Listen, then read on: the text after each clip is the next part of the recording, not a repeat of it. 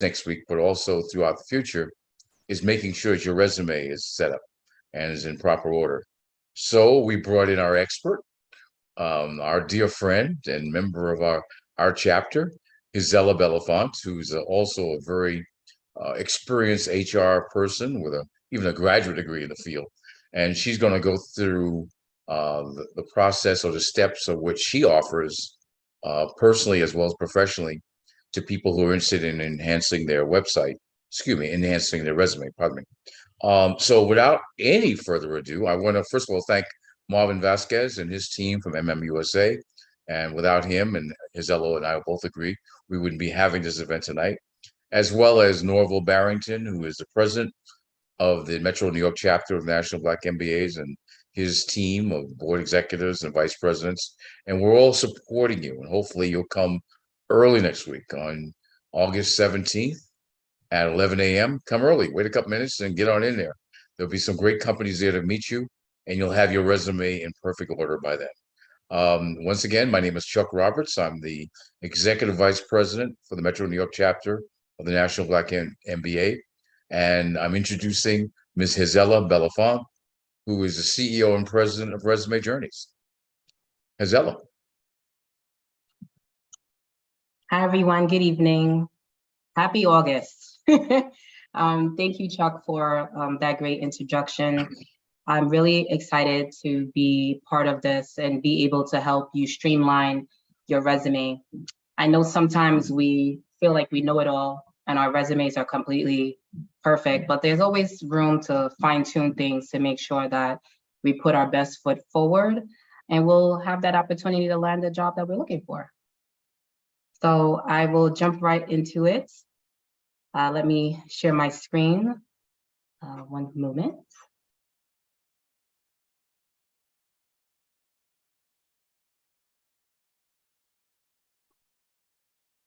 Hopefully everyone can see.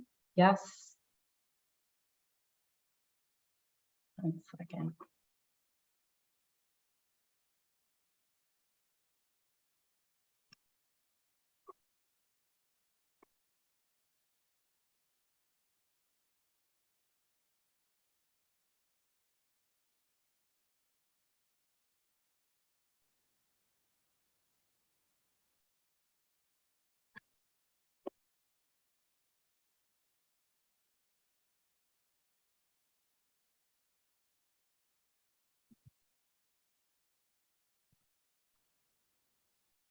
So hopefully everyone can see me and hear me. Marvin, are you able to see and hear at the same time? I just want to make sure of that. Yes. 1 second. Yes, it's hello. Okay.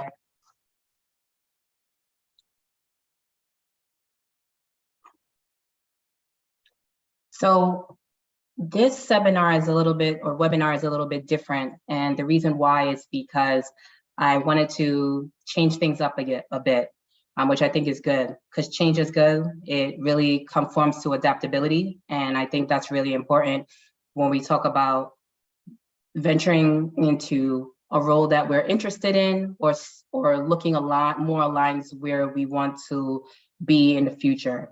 So it's called speed dating, right? And why speed dating? I'll talk a little bit about it when we get into the presentation, but I thought it was a good correlation, honestly, when we talk about virtual interview, career fairs, and speed dating, and how there are so many different similarities as the two of them have a lot in common. So just to recap, Gisela Belafont.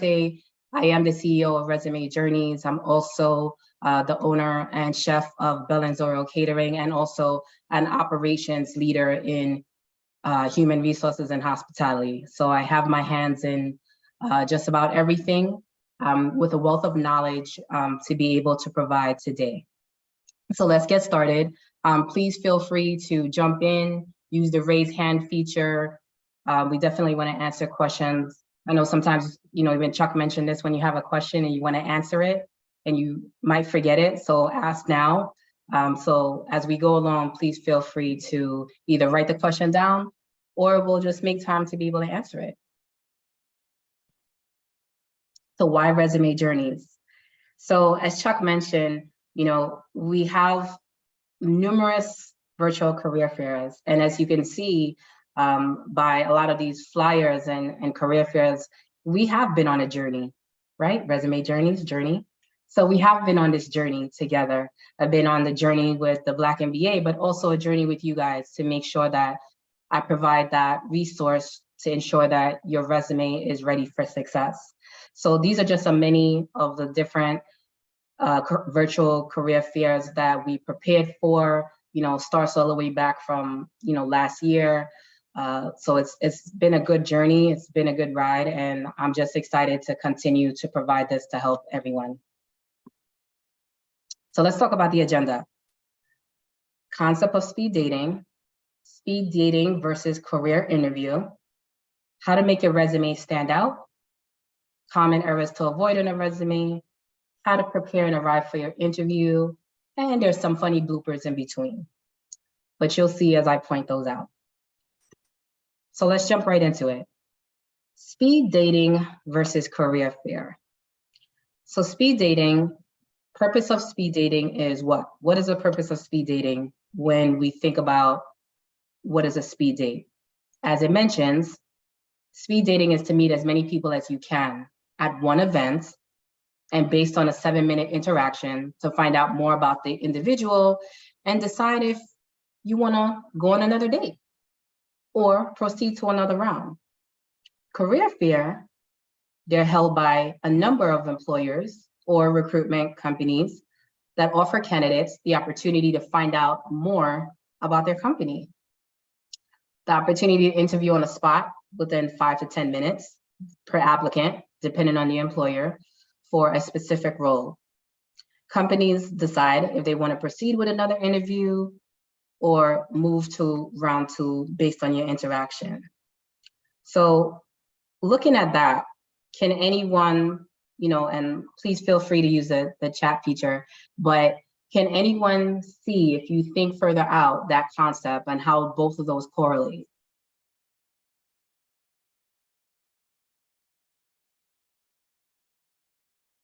Speed dating, 7-minute interaction. Career fair, 5 to 10-minute interaction. Seems very similar. The purpose is you're trying to move to the next round of interviews and impress the individual or the employer. So when I thought about that concept, I was like, this is really similar with both speed dating and a career fair. Speed dating. So Marvin and Chuck, please let me know, because my eyes might not be exactly on the chat. When you look at each picture, let's start from this picture right here. The first picture, the top right left corner. What does that represent? Do we think that's a picture of speed dating or an interview?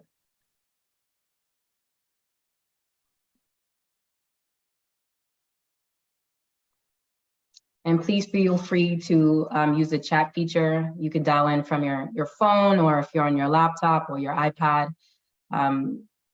We definitely want to make this very interactive. So this first picture on the top, on the left-hand corner, what do you guys think that represents? Isela, you have some answers on the Q&A as well. Okay, thank you, Marvin. I'll open both to have here.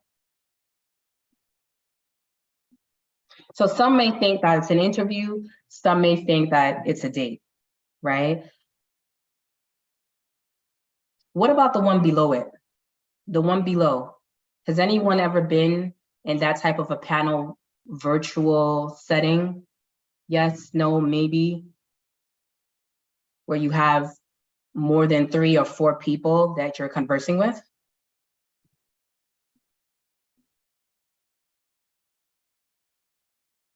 Or if we move over to the one in the middle, where, that gentleman's back is towards us and they're having a conversation.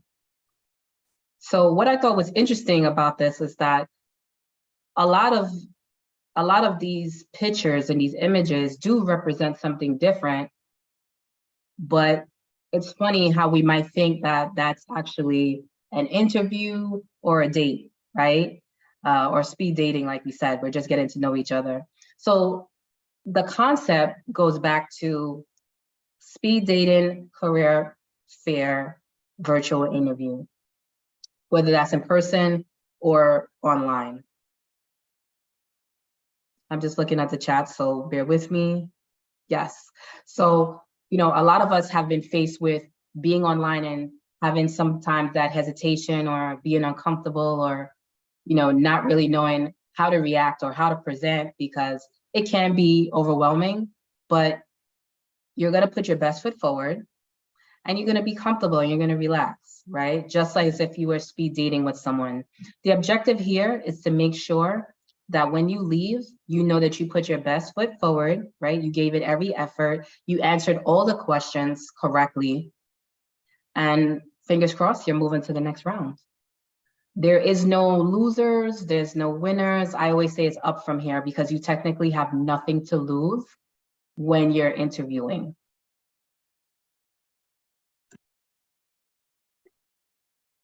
So looking at this with the speed dating concept, right? Because I want to talk about this a little bit. Speed dating concept starts from number one. So there's one, that first person that goes along from 2 to 3 to 4, and it goes right all the way around. When you are interviewing virtually or in person, you don't always interview with one person. You do have different rounds of interviewing with different leaders, different managers, different individuals that they want you to meet. So it is very similar to that concept of speed dating, where you're moving from person to person to answer specific questions that they might have for you. I know in the past, I've been on interviews where I've interviewed with 6 people, and they were all at different times throughout that time, that scheduled interview. So I spent 5 minutes with one, and I kind of moved along the circle here. So just something to kind of correlate even a little bit more on why that concept is very similar.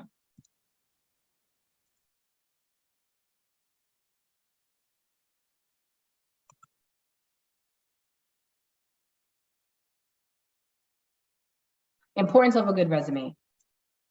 The best question ever. Why do you need to spend time on a well-written professional resume? Self-explanatory. You have to stand out. Resumes is about competition, and I think everybody would agree with that, right? When you write a resume or you submit your resume, you're submitting it amongst other individuals that are trying to acquire the same position that you are going for. So you want to stand out from the competition. You want to ensure that hands down that they are going to say, when they see your resume, that's it. We're going to call this person. We're not even going to move on. We found the candidate that we want to take the time to interview. So you want to make a favorable impression and encourage them to invite you for another interview. It's your personal marketing document. And one of the other series that I did, I always mentioned that your resume is a passport for success. Great concept, right? Passport for success. As it says here, your resume is the first point of contact with the employer. So before you do anything, before you are even seen, before there's even an interaction over the phone or an email, the resume is the first thing that they're going to see. So it doesn't give you that much time to impress just by what's written on paper. So your resume should always be well constructed and to show your best qualities.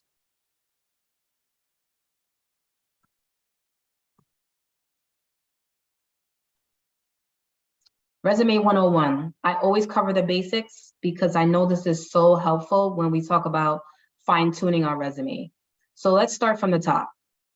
In today's market of professional jobs, as we know it, a resume is usually the base requirement for moving forward in any type of process as we are trying to acquire a position.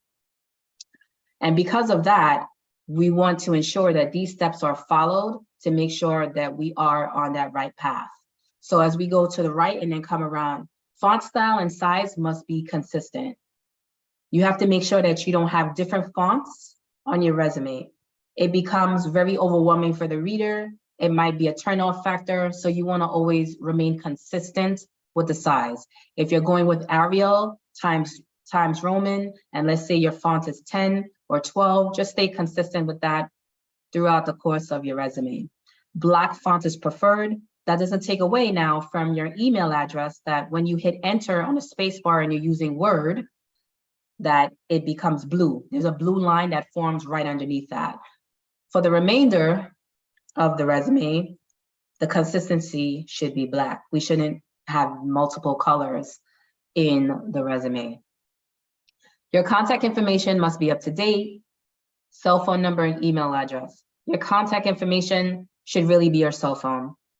Everyone is always on the go. Everyone's always moving a mile a minute. So your contact information, in my opinion, should always be your cell phone because you always have that readily available and you can always answer that. Add LinkedIn to your URL. Add LinkedIn in your URL for the resume. So how is that important? I noticed when I did some research that a lot of individuals, employers, are looking for candidates on LinkedIn. I know for myself, when I'm hiring candidates, my first go-to is always going to be LinkedIn. It's always hands down going to be LinkedIn. LinkedIn is a professional networking website. It's not a Facebook, it's not an Instagram, it's not a Twitter. It's a professional networking website for professionals. Most professionals that are on LinkedIn have their resume, they're networking, they're meeting people. That's a lot of times how you get acquired through interviews.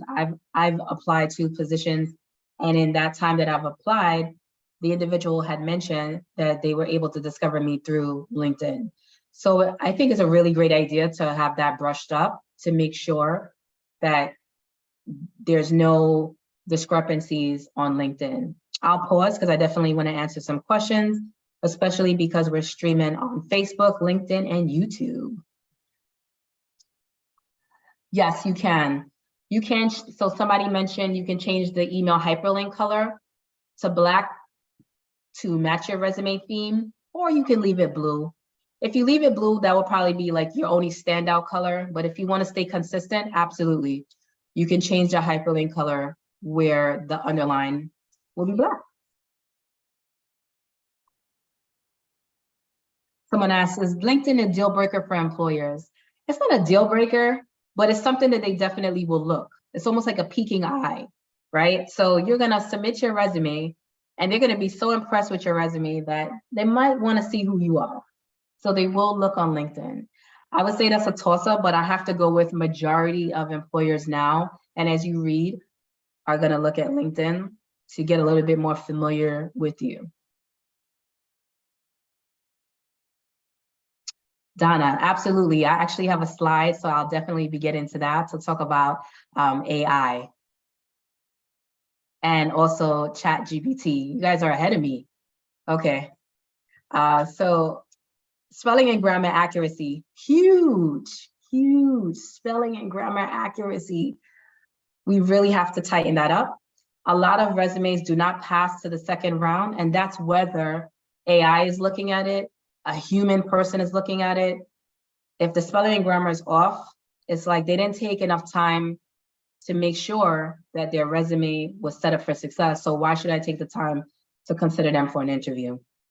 Month and year of employment must be in sequence. Again, you don't want to confuse the reader. It always goes back to consistency. You just want to make sure that everything is consistent so the person doesn't have to guess and try to figure out, were you employed at this time? Wait a second, this was 2 years ago, this was 10 years ago. Education must be listed, hands down. I always mention this. When you apply for any position, if you look at any position, right?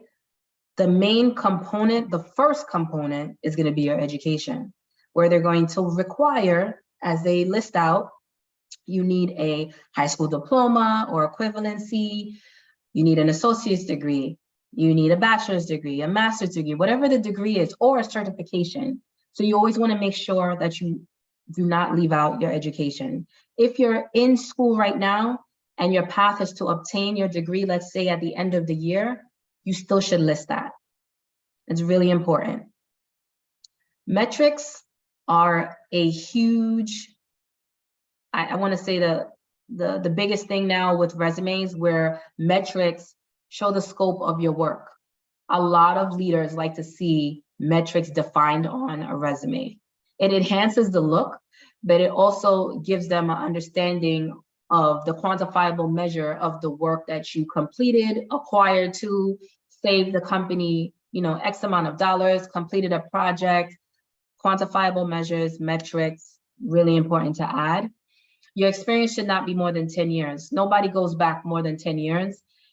The system doesn't go back 10 years, so your resume does not need to go back 10 years.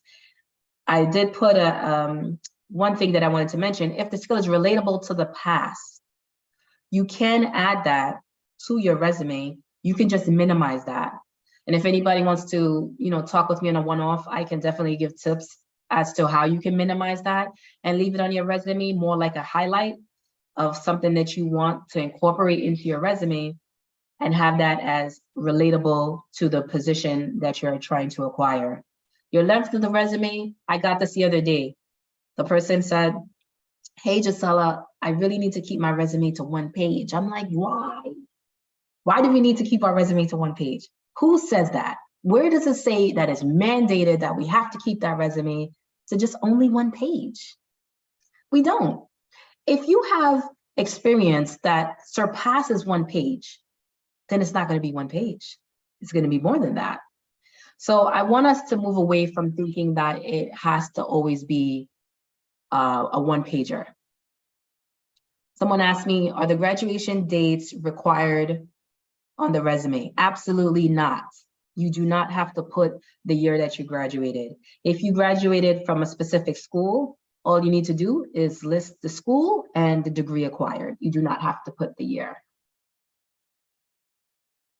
And if you have a bilingual skill, please make sure that's also listed, if applicable, on your resume as well. So, what do you guys think about this image? First of all, does anybody know what this image is from in the chat? I know somebody has to know what this image is from, so please let me know. Does anybody remember watching this show?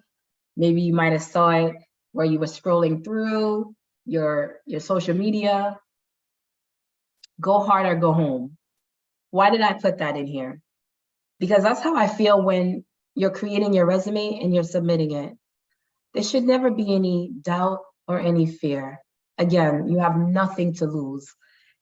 If you submit your resume, the worst thing that you're going to receive is what I call that rejection email, which a lot of us don't like it. It's like, I got this email and it says, thank you, but no thank you. Okay, no problem. I might not have been a fit for you at that time. Doesn't mean I'm not going to be a fit for another company, another organization. So go hard or go home. Go hard ensuring that your resume is prepared. It has all of the information that is needed. And you're basically going to go hard, submit the resume, and just leave it up to the individuals to reach out. So someone says sometimes you get rejected based on the dates, whether on your graduate degree. Hence the reason why we've opted to leave it off. When you are going to go through the whole process, the onboarding process, they're going to ask you to submit all this information. But by that time, they already decided to go with you. So now you're really just submitting the information that shows that you actually do have the degree.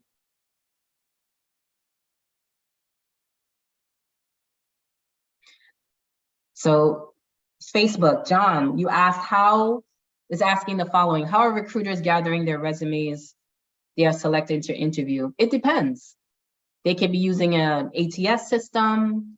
They could be doing AI where it virtually, sends the qualified resumes after it's constructed to eliminate based on the questionnaire that was submitted. There's so many different variances on how recruiters gather resumes. I know when I was recruiting, I was using a lot of platforms that would pull in resumes, even as simple as maybe Indeed or LinkedIn, Career Builder.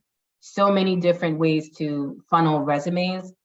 So there's just a variance of many tools that we use to gather resumes. And then also don't forget, there's a lot of going out and just posting up and just having your table and being able to obtain candidates that way.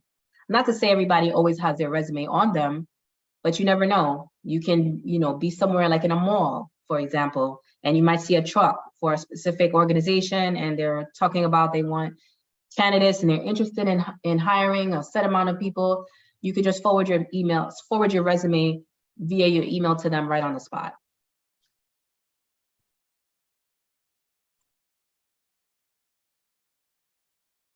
Your resume is your professional profile. I'm going to keep saying this because I just want everybody to have that concept and knowing how important it is. I know that for the most part, we know that it's important because it's something that we need, but I just want to talk a little bit more about it because having your resume ready can apply to if you're actively looking or you're not actively looking. You should always be on stage all the time. You might not be looking for a specific position, but someone might bring it to your attention. You want to make sure that your resume is updated. It's not going to just allow you to feel confident, but also you're able to quickly respond to opportunities. So let me know in the chat, how many of you guys have applied on LinkedIn when you see positions available and you go through the jobs? You guys can just say yes, no, maybe, passive, sometimes. What do you guys think? How many of us use LinkedIn to apply for the positions that we see? Okay, keep them coming. Yes, no, maybe, sometimes, at nighttime, maybe not. Okay. And it's okay if you haven't. Remember, LinkedIn is not the end all be all. I don't want you guys to think that LinkedIn is the end all be all. What I want you guys to understand or kind of take away from this is that if you have your resume readily accessible, you'll be able to quickly respond to positions that you see available. If you have it ready, and let's say saved in your phone, those that have iPhones and Androids, and you save it in your file or your documents, you're able to now quickly click it and attach it because you already have it ready. You don't have to stop and think about, oh, I didn't update it. I might have not put the job that I have, but I really, really like this job. I have to hands down apply for it. So just make sure that you always are stage ready. Yes, Mela asked the question. I actually agree with you, but you can fine tune that. So Mela says, sometimes LinkedIn doesn't always send you the best matches. And that's usually when you set up your profile as to the positions that you're interested in. I would have to agree with that at one point because one time I actually set up all of my notifications and I had a job that came to me out of left field. So what I did was I went in and I fine-tuned it and filtered it just a little bit more with just one caption of a word so that it can just bring me those positions only. You kind of have to play around with it, but there have been times where it doesn't sometimes send you, the exact matches.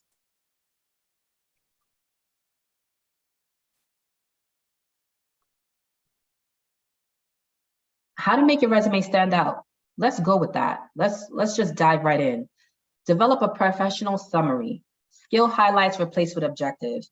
At the top of your resume, right underneath your name, your phone number, your email address should be your professional summary. That is the first thing that an employer is going to look at. That's your sales pitch right there. That's your sales pitch, your professional summary. So you always want to make sure that you have that. You don't want to just jump into experience. You want them to know, I'm a professional with 25 years in this field, or however you want to craft it. You want to remove objective and you want to put a professional summary. Tell your resume to fit the job. Utilize a job description. Chuck always says that. Utilize the job description of the position you're applying for. There's no reason that if you are applying for a specific position that you should not have read the job description, right? Because it's not like we're applying blindly. So you want to make sure that you read the job description, and sometimes it's good to incorporate what you see in the job description into your resume. But as you can see, I put do not copy exact job description, because we have seen that as well. I've interviewed candidates, I've seen the exact job description verbatim on their resume, and I'm like, wait a second, isn't that my posting? There was no creativity, there was no effort, right? So just make sure that you're not copying word for word. Change up the words. Highlight your core competencies, your skills, your hard skills, your soft skills. You want to make sure you highlight that. Utilizing the right context of words. Metric, quantifiable measures. You want to talk about cost savings, what you were able to save that organization, the accomplishments. Maybe you were, elected for specific awards due to being the best salesman, just, talking out loud. But you want to make sure that your accomplishments are displayed. When we talk about time and gaps in employment, it's okay. I know some people are hesitant with that and they're like, okay, I have to think of something else. Don't think of something else, just be honest. We are at the stage where there are going to be gaps. It's called real life, right? If you're a full-time parent, or you're on maternity leave, or family management, or maybe you're a student, you want to include that in your resume. And that's also a good talking point when they do ask you to be able to vocalize, I took some time off because I wanted to go to school. I took some time off because maybe I had a parent or a family member that wasn't doing well.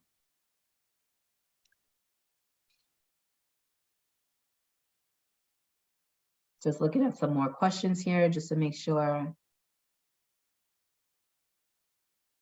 So somebody says, I didn't go to a university, but I worked and I volunteered.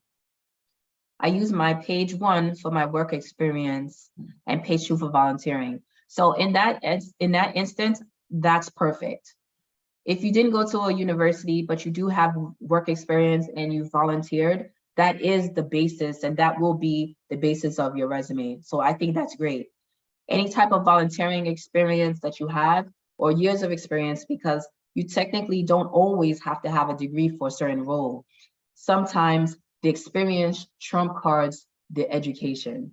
If I saw a good example where a person had, 37 years of experience, but they only had a bachelor's degree. The position asked for a master's degree, but because they had such a high level of experience, they were considered for the interview. So I don't want you to negate that. And yes, that is from Survivor. Thank you. Yes, go hard or go home. Survivor, thank you.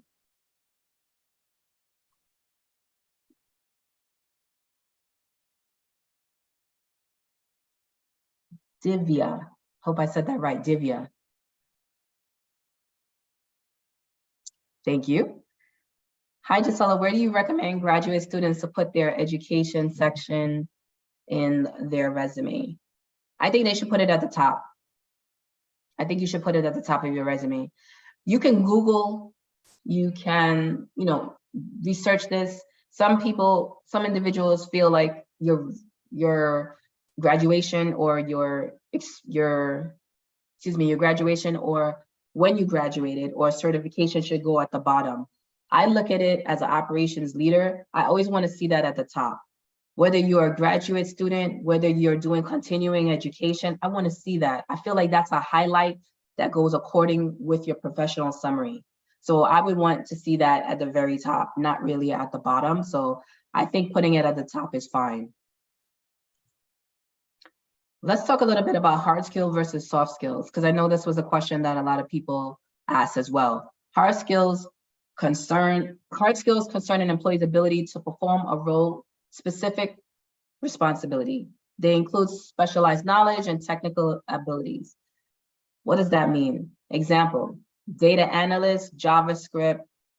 Those are some of the hard skills that you come across on a resume. Soft skills, Those are personal traits that you have acquired, that you've developed through life experience, such as teamwork, customer service, and time management. That's really how you differ. You can combine them. You don't have to break them down into a specific list. You definitely can combine them, where you can put your hard skills and your soft skills.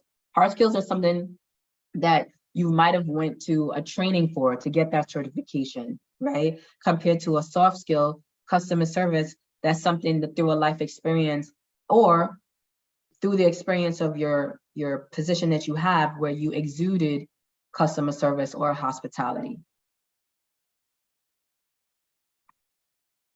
So this goes back to someone that had asked me about ChatGPT. And I guess I don't have to ask, has anyone used ChatGPT and what is this? So this is something new. I just wanted to incorporate into the Resume Journeys webinar because I was actually fooling around with it for a little bit. I kind of wanted to toggle with it and see how accurate it was. So ChatGPT, if, you know, for those that, and let me know while I'm mentioning this, please let me know in the chat, you guys, Facebook, LinkedIn, YouTube. Has anyone used ChatGPT? What do you guys think about it? Do you guys find it to be relative to the information as far as a job description? Does it help you with your resume? It's neither here nor there. What do you guys think? Please put that in the chat. I would love to see, you know, what everybody thinks about ChatGPT, or maybe if you've just never heard of it.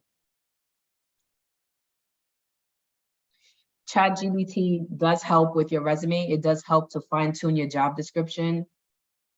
Somebody said I've used it to help refine bullet points. Absolutely, Justin. So it does serve a purpose at time. Regina, no problem. Type in ChatGPT. It's actually free to sign up. You just have to put in your email address and some information and you can utilize it. There is a feature on your cell phone where you could download it to your cell phone as well if you want to utilize ChatGPT. But for me, I'm just old school. I know we're moving to more of a technology platform where we can use these search engines and we can use these AI apps to be able to help us. But sometimes they're not always accurate, and that's where the concern is. So we might use it to help to aid us complete our resume, right? But what I want us to make sure of is that we're still looking at it and having someone else look at it first before we submit it. Because ChatGPT, we can't say for sure, is always 100% with the information that is being provided. Absolutely, Justin. I've seen that as well. So Justin says it can help to craft the ways that you communicate with such skills as the transferable skills, or maybe you're switching or prepping for different interviews. Like I said, it definitely helps give you an insight as to where to start, because that's how I really look at ChatGPT. When I was playing around with it, it kind of gives me like that starting platform. You're stuck, you're like, okay, what do I want to do? How do I want to craft things? As soon as I went to that and I typed it in, or I was actually talking to it on my iPhone, it kind of ran off a lot of things that would help me to jumpstart my resume or to jumpstart how I should interview. So I totally agree with it. But I also want to make sure that we're doing our due diligence by reviewing the information that ChatGPT is providing. Common errors to avoid on resumes. Grammatical errors. So I fine-tuned this because I want to give you guys some percentage, right? We talked about what? Metrics, quantifiable measures, right? Grammatical errors, 68%. Look at those numbers. 68% of resumes are rejected due to errors in grammar. What do you guys think about that? Does that not highlight how important grammar accuracy is? 68%. That's pretty high. Templates not aligned, no format. If the resume, when they print out, the hiring manager prints out your resume, for example, and prints out and it's kind of all over the place, it's maybe on the left, on the right, it's just not formatted properly. Did that individual take the time, again, to review their resume before submitting? Inappropriate email address makes the reader or hiring manager feel uncomfortable. I know as a hiring leader, I'm uncomfortable. So if I'm looking at an email address that is a little off, I'm definitely uncomfortable. I might not want to consider emailing that candidate. Words that you don't understand. Sometimes you guys, for example, you guys pay, what is it, Fiverr, Fever, however you guys want to consider them, or Google, and you pay these people to do your resumes. You pay them $300, $400, $10, whatever it is. I feel like if we're in an auction, going once with $10, going twice with $200, right? So we pay these individuals to do our resumes, but we don't understand it because they're using words that are like totally out of context. It doesn't make sense. Like you don't even know how to talk to it on an interview.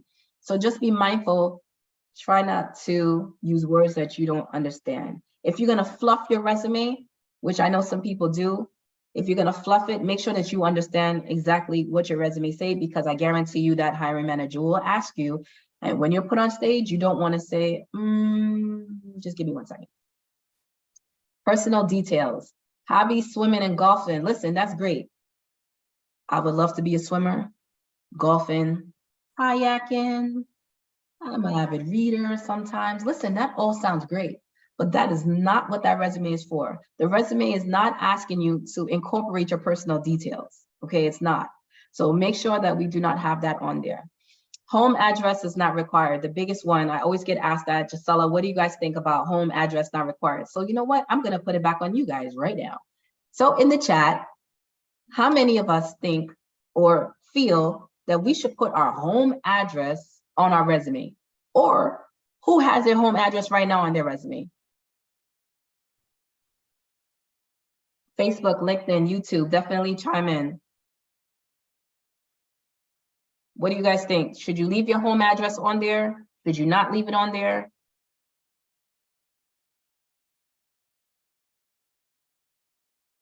Okay.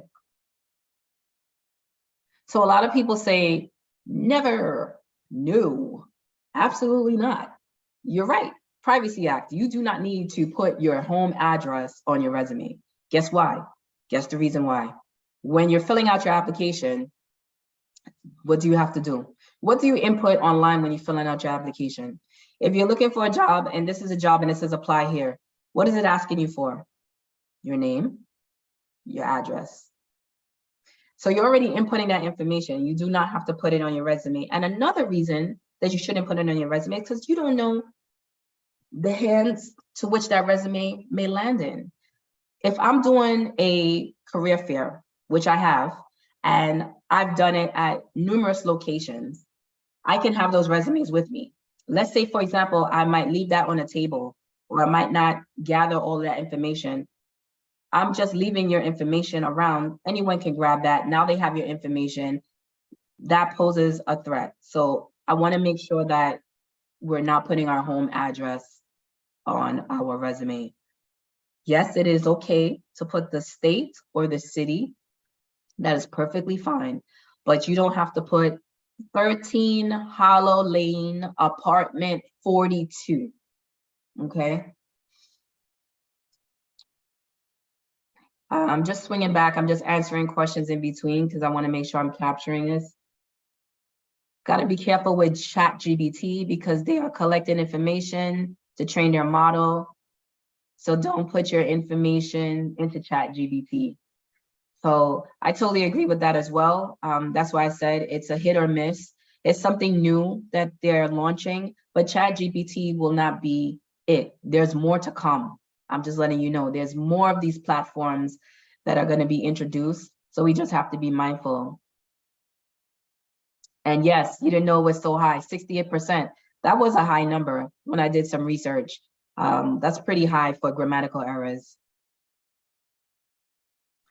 Somebody says, don't put your address because it might limit your options geographically. Absolutely.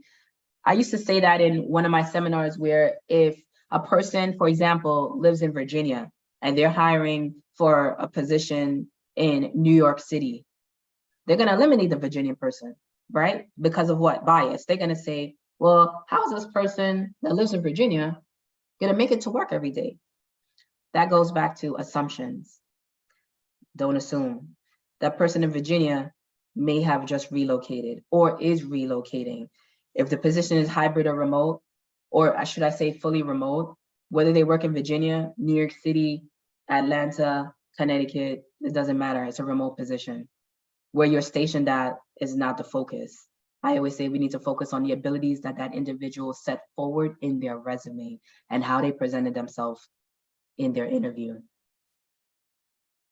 Is your resume ATS ready? I always talk about this because ATS, which if you guys don't know, stands for the applicant tracking system. A lot of organizations use applicant tracking systems to be able to funnel resumes. So just so you know, ATS systems, there's so many of them. Let me just show you, sorry. When you talk about these ATS systems, you can filter what you want to put in there to be able to eliminate certain CVs, also known as resumes, right? So you can filter it. If you wanted to only attract a certain type to be qualified, it will do that. So your resume may never make it to, let's say, the top 20 because the system already identifies you as not a considerable candidate. So just keep that in mind when we talk about ATS systems. Somebody asked, can we put willing to relocate to another location on the resume? You can put that. I haven't seen a lot of that. I used to see that before with putting willing to relocate. You can put that on there as an addendum. If you truly are, open to relocation, you could definitely put that.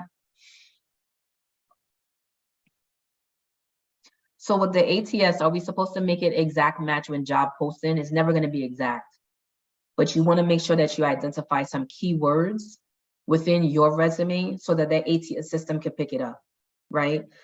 And that really would just target your job responsibilities. That's why we're circling back to that job description that we talked about previously, just making sure we read through the job description. Some of them are very lengthy, so you want to make sure that you craft it correctly so that the ATS system can pick that up. But it doesn't have to be exact.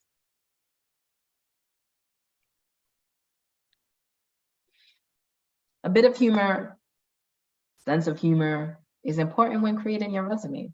When you start to create your resume, are you trying to fine tune it? Some people are like, listen, I don't know what to do. This is crazy. Like, I really don't know what to do. I don't know how to start it. I don't know what to put in. You know what? I'm just going to call Gisela.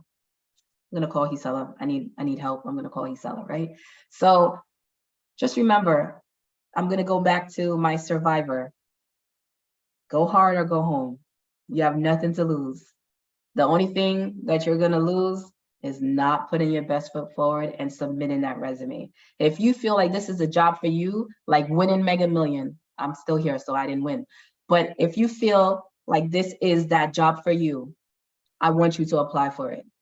Making sure that you're qualified, but you just never know, right? You never know.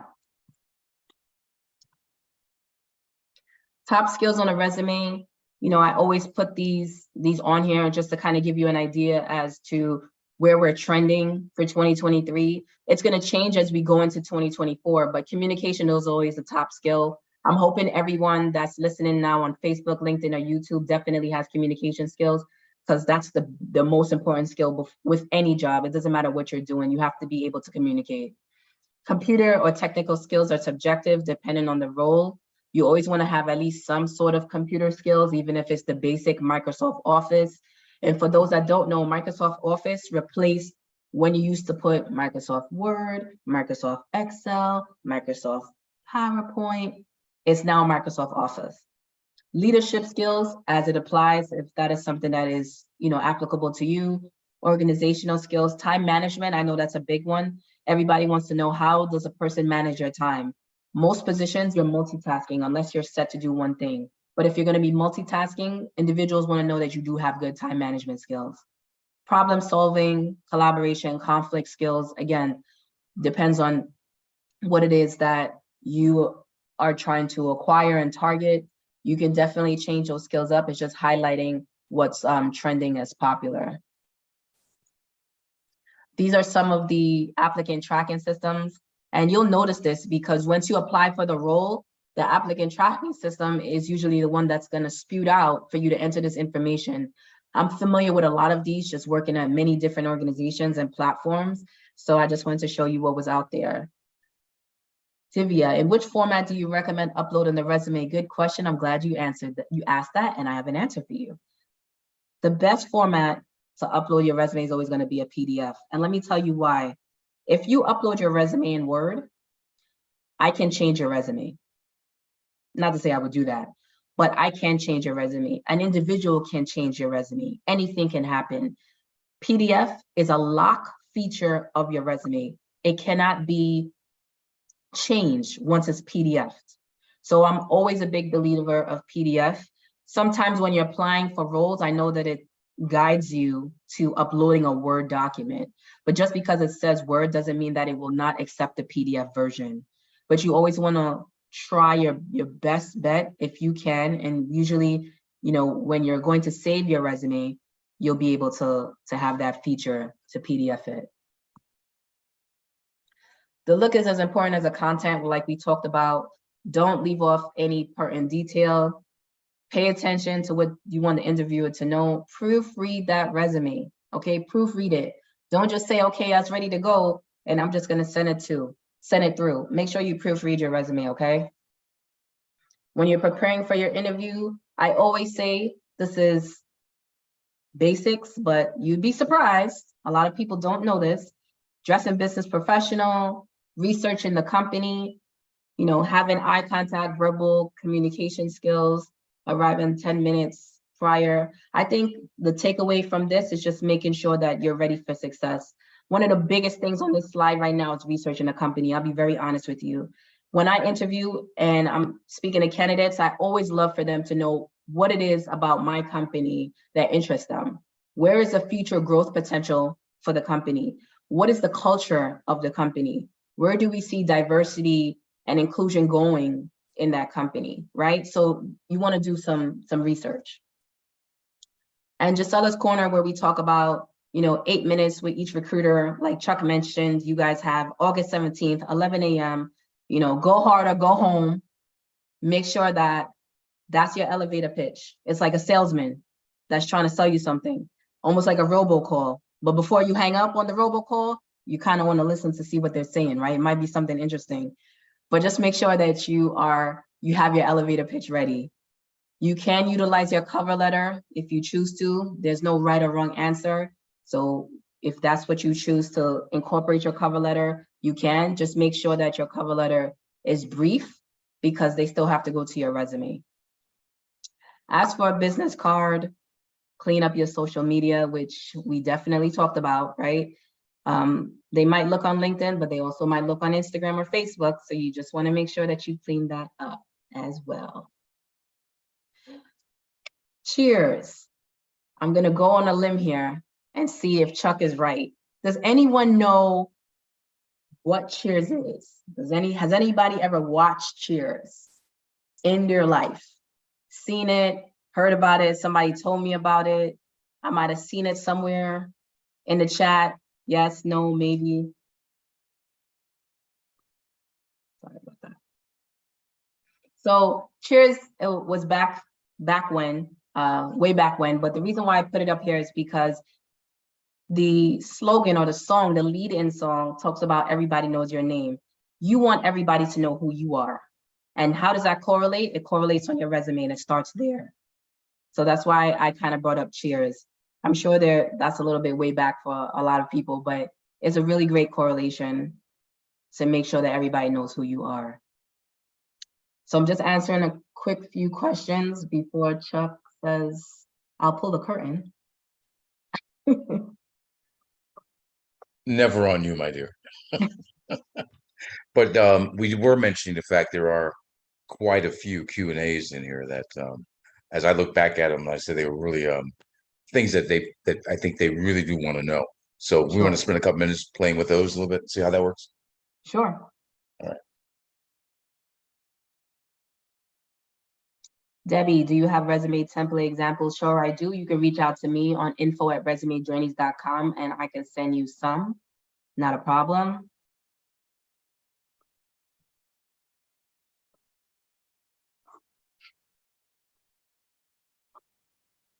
In fact, hopefully everybody took a picture of your email address. Can you put that slide back up? The first one? Yeah, I'll do that. If they have any other questions, they can reach out to you.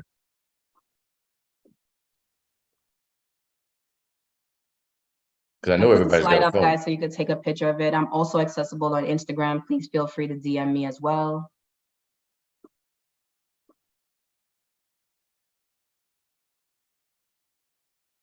So again, if they're asking you if you're still in school and pursuing a degree, if you are in school and you have not finished that degree, you still want to incorporate that on your resume.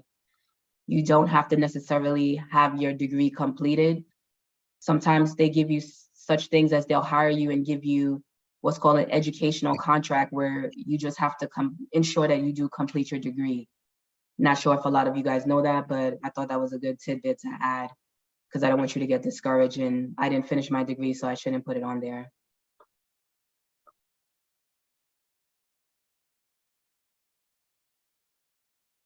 Someone says they all have time limits and lots of people to communicate with. You need to use your most highly effective pitches that highlight you in best light. Absolutely.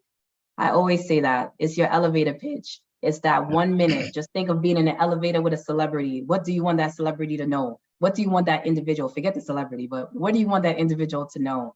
So absolutely, you definitely want to highlight the best features that you got so that they know, you know what, I definitely have to meet with you. Can I have your information? I want to circle back with you later. Should we put our GPA? Absolutely not. That is not necessary. You don't have to put your GPA. It's not a deal breaker that is required to add to your resume.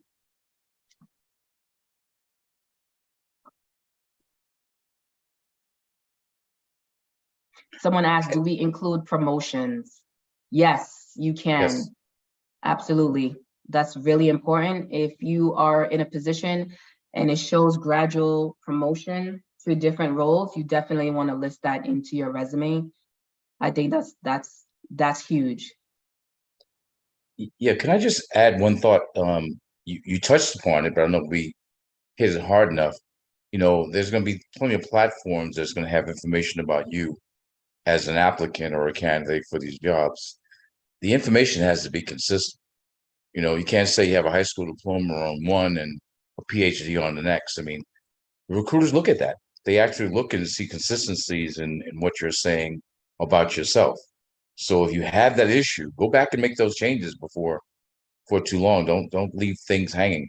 And sometimes it's because you did get recently graduate and you didn't put on your LinkedIn page that you have a bachelor's degree, whereas on your and you're showing something less than that.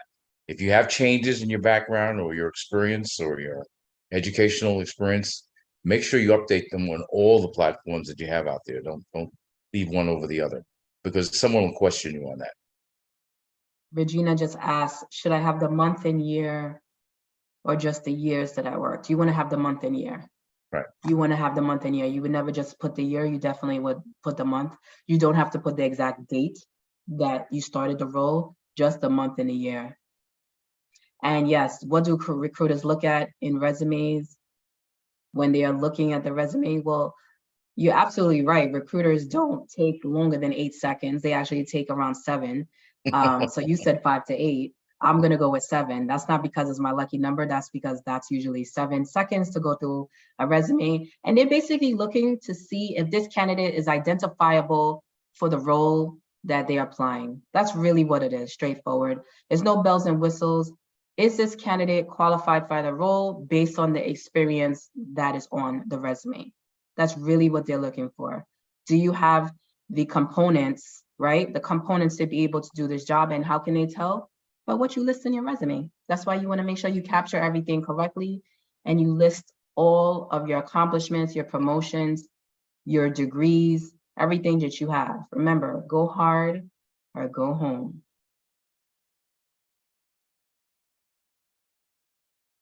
Debbie says, how many bullet points should you have per job? It depends. I definitely wouldn't have 12 to 13 bullets all the way down, because remember, the more bullets you have, now you're going to another page into your resume depending on your experience.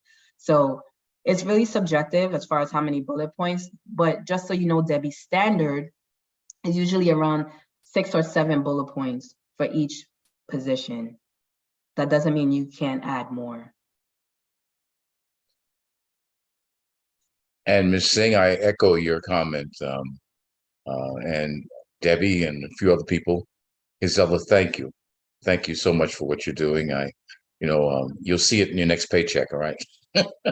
We'll give you a pay raise because we do appreciate the fact that you're doing this on your own time and you're trying to help other people. So, hey, if you guys need to enhance your resume and in some way that you're having difficult with, reach out to Isella. She gave your email address. She'll be more than glad to work with you to make sure that happens. I wish you all well next week on Thursday. If you're joining us, hopefully you will at 11 a.m. Come early and think in terms of trying to find the jobs of the companies that are there coming to the event so that you find something that fits your background. So during that 2-minute elevator pitch, you're going to say, hey, and I saw this job, so-and-so title, and this is the reason why I think I'm qualified for that position. As Isella said earlier, you have to sell yourself during that period, and everyone will be interviewed. That's the best part about this event. You will all get an interview. You'll have 8 interviews if possible, and interview with everybody. Don't just but go find the company that you want to work with, like right away. Is it like it might be Estee Lauder, and go wait on their line and wait to get in there. And then when we get through with them, go to Morgan Stanley. They're all there. They're very competent people. They're very nice folks. And I love the fact that they're willing to hire us. So let's give them every opportunity to do so by having a perfect resume. Isella, thank you again, my dear. Thank you.